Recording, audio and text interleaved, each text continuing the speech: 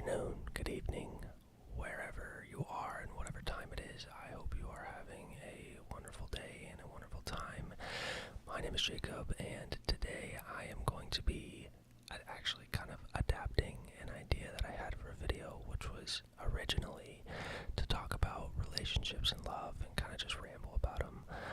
But I am kind of changing that to instead be a video where I whisper random facts about love and relationships and just kind of interject with my ideas and opinions and thoughts on these random facts. And so I have an article that is from bestlifeonline.com. It's 35 random facts about love.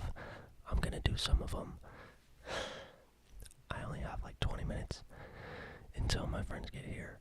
We're going to do an escape room, and that costs $30, so I gotta put that shit first. So I'm gonna do as much as I can in the time that I have, and we're gonna see what these facts are.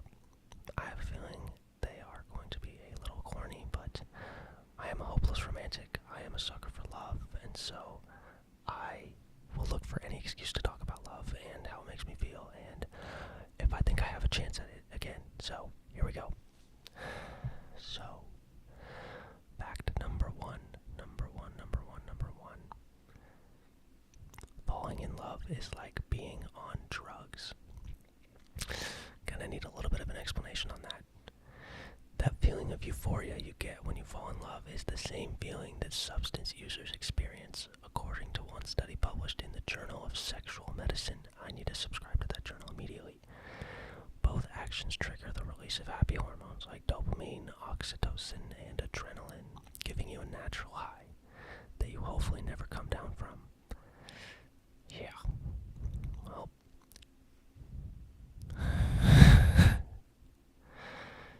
Okay. What do I think about that? It's true. I've experienced it. Being in love, or even just liking somebody new, or even just having a good conversation with somebody that you just met. That's like taking heroin straight up the main line. It is an unrivaled feeling. It is fucking awesome. I'm just making sure I'm actually recording, because this is only my second time doing this, so I don't want to fuck it up. It does feel like you're on drugs, I gotta be honest. I've only had one relationship, and it lasted for a long time, and it definitely didn't feel the same way towards the end as it did in the beginning, but I can still remember what that felt like, and it truly felt like I was high. Like, I was on top of the world. Nothing could go wrong. Even if something did go wrong, it kind of felt like when you're drunk and you find out that you just bombed an exam, because you go and you check your Canvas grades in the middle of the night, because you knew you had a final coming up, and you knew it was getting posted that night, and you go and look, and you realize you fucking shattered it in the worst way possible. But you're drunk, and you're at a bar with your friends, and you're having fun, and it doesn't matter. That's kind of what being in love is like. As I mentioned in the first video, I am slowly coming to learn how hard it is to actually whisper for a sustained period of time. So if there are just a couple moments of silence throughout this video, it's because I am backing up from the mic, catching my breath so I don't black out, because trying to control my breath it's killing me. I'm not gonna lie. It's hard, like my ribs already hurt. So anyways, fact number two.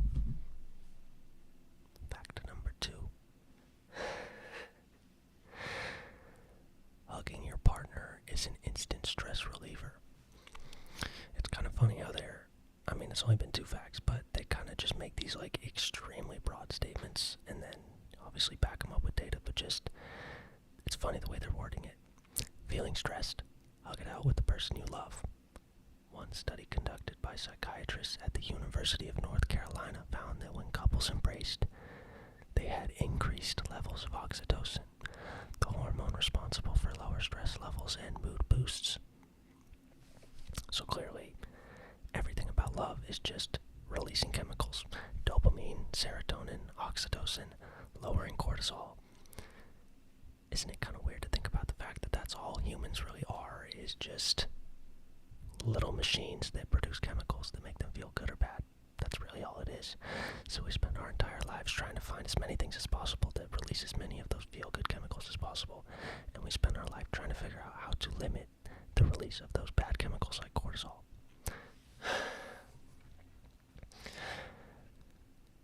It's a known fact in my head only, that when I am talking to somebody new and I like them, I am a whore for physical touch. And oftentimes what I like to do is I just like to hug the person or really be in any kind of physical contact with them, really. And I know when I say that I probably sound like a fucking psycho, like I'm just a leech and I can't get off the person. That's not true. I actually like physical touch far, far, far less than I used to. But it's true, like when you hug someone and they hug you back and you just have that little moment where you just feel safe and secure and you're kind of just present, because touching things kind of forces you to be present and in the moment and in the room and the space you're in. Oh man, that shit is nice. I can't lie. So yeah, I would have to agree with that one too. But they haven't really made any hot takes yet, so let's see if it amps up a little bit. Number 3, a happy heart is a healthy heart. I honestly don't even want to read that one. Like I said, I don't have that long, and we've got 35 of these to get through, so if it seems kind of lame or like self-explanatory, I'm just going to go right through it. Number 4, animals commit to monogamous relationships too. Humans aren't the only species in the animal kingdom that practice monogamous relationships.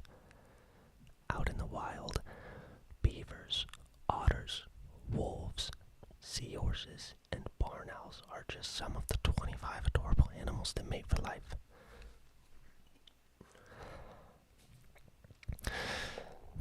I gotta be honest,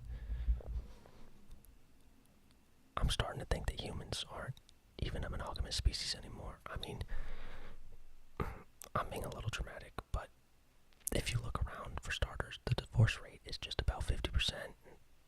And I guarantee there are far more marriages and relationships out there that should not exist, but that still do exist because people can't leave for financial reasons or their safety, or they just don't want to be alone and in an uncomfortable and new position by themselves.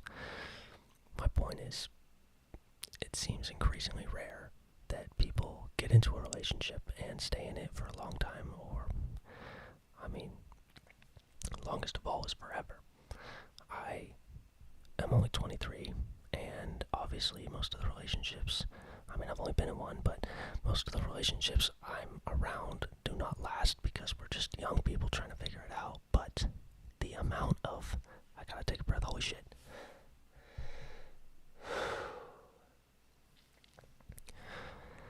The amount of cheating and just like manipulation and emotional affairs and just deceit and crazy fucked up shit that you see happening in relationships nowadays, it seems like it's always increasing. It's crazy. This shit is like never ending. I see this one couple on Instagram who seems like they have the happiest, healthiest relationship ever, and I was just talking to one of my friends about them the other day because he saw one of them and he's like, oh yeah, she cheated on that guy a few weeks ago at a frat party. My world collapsed. They were my Instagram couple. They were my model for love. They were what I thought I was going to end up in someday. And so to hear that there had been infidelity sewn into that relationship, devastated is the only word that comes to mind, honestly. Clearly I'm being facetious, but yeah, on the topic of monogamy, it feels like it's rarer and rarer. Rarer and rarer. It's a weird word, rarer. But it feels rare. It feels like most people don't think they have to be monogamous because they know there's somebody else out there, because they could just go on Tinder, Hinge, Bumble, whatever, and just find somebody as soon as the going gets tough.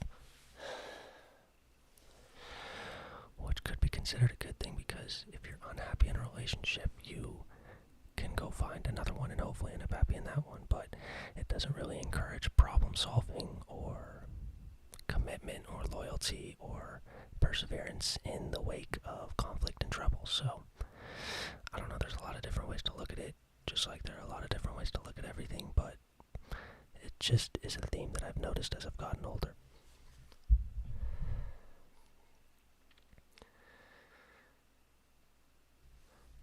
Number five. Fact number five. Couples heartbreaks. Oh, Jesus. Fuck. Couples heartbeats synchronize.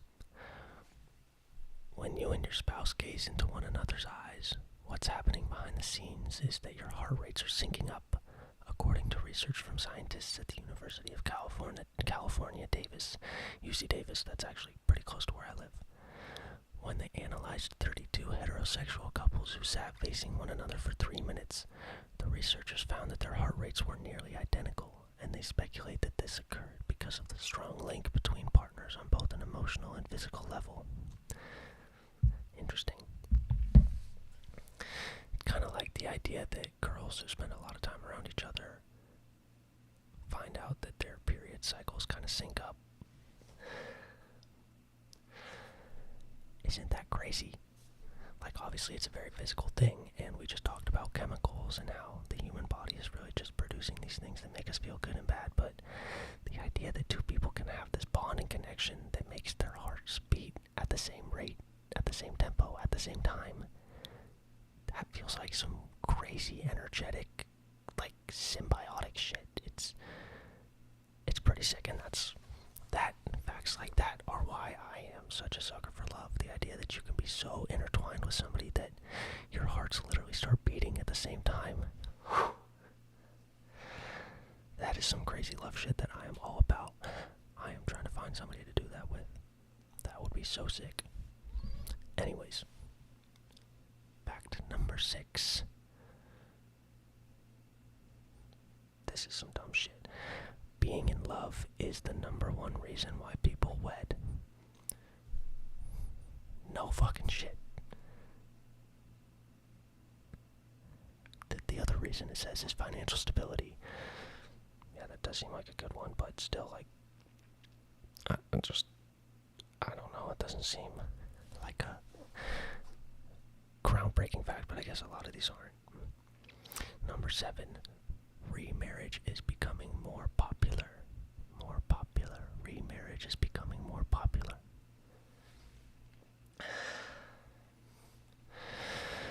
Now more than ever, divorced individuals are finding love and happiness with new partners and remarriages. In 2013, 23% of married people had been divorced at least once before, compared to a much lower 13% in 1960. So it kind of goes back to what we were talking about earlier, which is a potential benefit to being able to get divorced and remarry, is that you can, potentially find the person you were meant to be with if you didn't make the right choice the first time, or for whatever reasons things did not work out. It's kind of a hard concept because I have a couple friends whose parents have ended up getting divorced, and a couple of them have been in recent years actually, and it's hard watching those parents that you grew up with who are almost kind of parents of your own because you spent so much time around them and you were so involved in your friends' lives, and so naturally they took care of you a lot. Realizing that they are their own people and they have their own problems and their own desires and their own goals and insecurities. It is such a strange part about growing up and just gaining a different understanding of the world and the people who are in it. You always look at your parents as these super stable people who have it all figured out and don't have emotional struggles or insecurities or the kinds of issues that we grow up having. But they're just people as well. And Parker, my best friend, always says adults are just kids with more responsibilities. And I think that is very true. And so, to bring it back to the topic of love and the fact I just read, people who get divorced are just people who are trying to figure it out. Like, yes, of course, people get divorced for bad reasons and make selfish choices, but oftentimes they just want to end up in a relationship that they're happy in, and they make the decision that they think will get them there, even if it's at the expense of other people. They're just people, and it's hard because a lot of divorces are messy, but there are two people involved in them, and it's just a weird thing to see people I grew up with being so affected by their parents' choices and understanding that their parents are just trying to figure shit out, just like the rest of us. So that's that on that.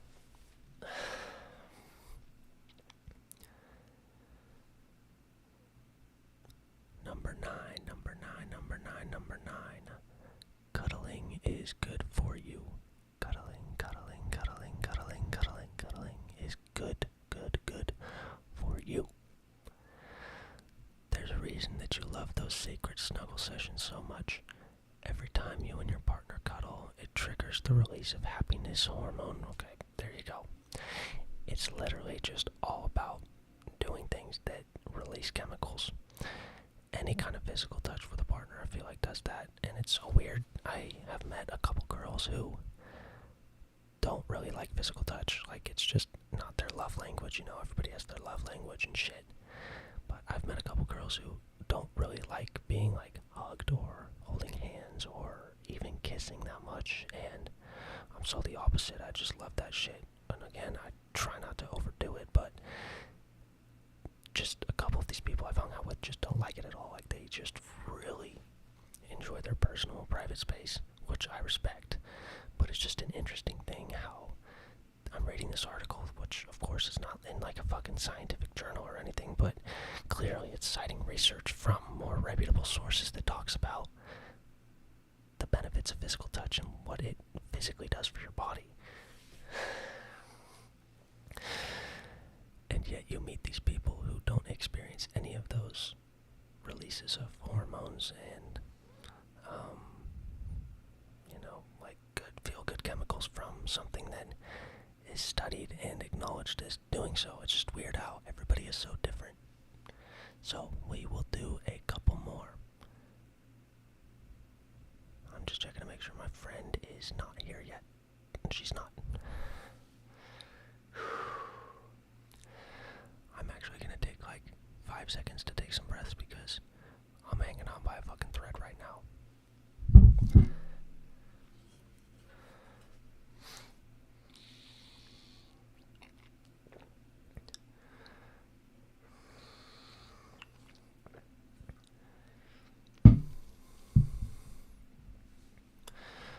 Okay, I am rejuvenated. Number 10. Love eases chronic pain. Though love isn't going to be replacing modern medicine anytime soon, it could come in handy if you ever find yourself in some serious pain. One study conducted by researchers at the Stanford University School of Medicine found that the warm and fuzzy feeling creates the same response in the brain as painkillers without any of the harmful potential side effects. That's the interesting part. I mean, obviously, everybody knows about painkillers and how addictive and whatnot they are, but I truly wonder if someone who, okay, let's make it like a little study, like scientific and shit. If two people break their leg, if two people, 1, 2, 1, 2, 1, 2, 1, 2, I'm trying to do some ASMR shit. If two people break their leg, and one of them is in a healthy, happy, loving relationship, and when he's in the hospital is visited by his or her partner, their partner, and the other one is sent to the hospital alone and has to sit there by himself, okay, maybe with friends and family, but not with a romantic partner.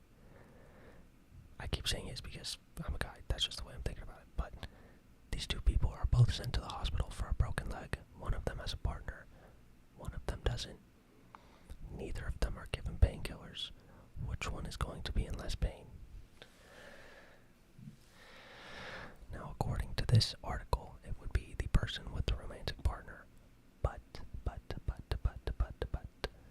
I would wager that if this other person without a partner just had friends and family show up, he would probably be feeling close to as good or as not shitty as you could feel in the situation as the person with a romantic partner.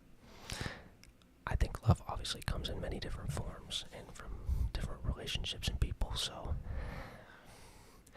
maybe I shouldn't have just limited this to the idea of romantic love, but love eases chronic pain, or as the example I gave would have it, debilitating, brutal injury pain. Number 11, number 11, number 11, number 11. Being in a relationship positively shapes your personality. Even the most pessimistic people can change for the better with a little bit of love in their life, at least according to the findings of one study published in the Journal of Personality. After following 245 young couples for 9 months, the scientists behind the study found that being in a relationship indirectly made neurotic partners more optimistic, and self-confident, presumably thanks to all the positive emotions and experiences associated with the relationship.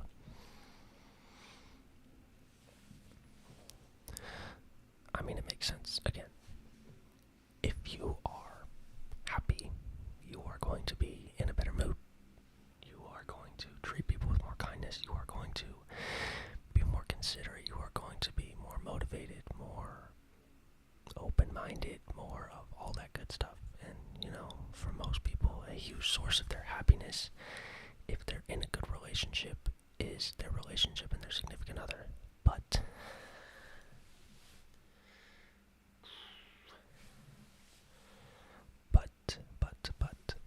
if you are in a toxic, unhappy, messy relationship, I would argue that the exact opposite could also apply, which is that a relationship can absolutely bring out the worst in you.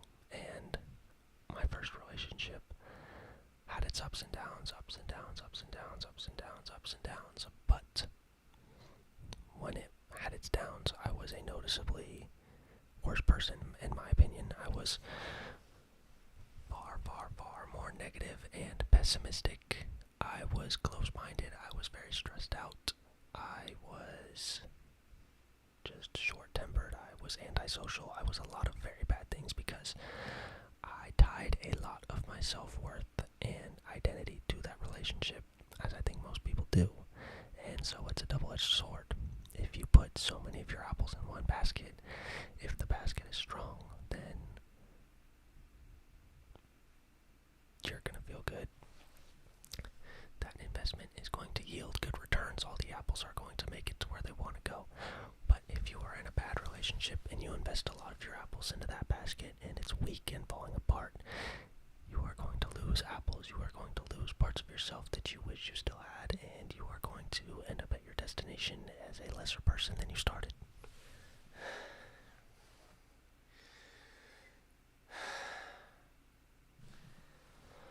Okay, I hate to make excuses, but one, I'm almost out of time, and two, I am starting to genuinely get lightheaded, and it feels like I've been sucking the helium out of a balloon for the last 20 minutes. So, two more packs. Let's find a good one. Number 12. Honesty makes for a lasting relationship.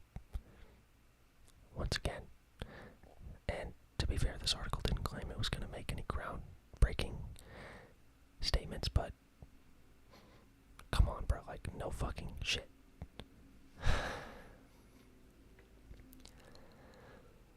Number 13, this one's a good one. Loving from a long distance actually strengthens a relationship. People might try to tell you that long distance relationships can and won't work, but the research out there says otherwise. In fact, according to one study published in the Journal of Communication, not only are long distance relationships just as successful as regular ones, but they are also more effective in building trust and satisfaction between partners. Oh wow, my friend is here. This is the last fact. Everybody knows the old adage, distance makes the heart grow fonder.